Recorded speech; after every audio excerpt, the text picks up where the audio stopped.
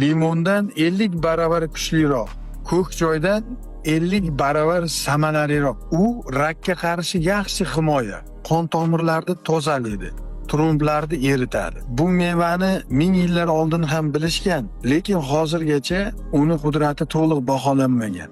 U erkaklarning kuchini oshiradi, qarishni sekinlashtiradi, parazitlarni o'ldiradi. Ezvorning tezroq ayt nimaligini deyasizlarmi?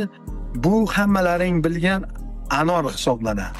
Hozirgi kungacha olimlar shu narsani isbotladiki, anor shirasi qon tomirlarini tozalashni tezlashtiradi. Yallig'lanishni kamaytirishda ko'plab dori vositalaridan ancha samaraliroq hisoblanadi.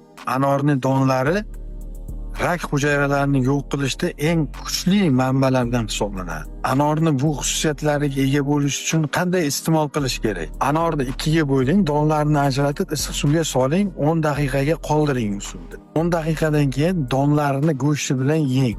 Shu usulda iste'mol qilsalaring, eng ko'p foydali moddalar tanangiz tomonidan singdiriladi. Xullas, bu mevamiz yurakni infarktdan himoya qiladi, xotirani yaxshilaydi, qandli diabet xavfini kamaytiradi. Agar sizga bu ma'lumotlar foydali bo'lgan bo'lsa, bosib qo'yasizlar, kerakli odamlarga tarqatib qo'yasizlar. Salomat bo'linglar.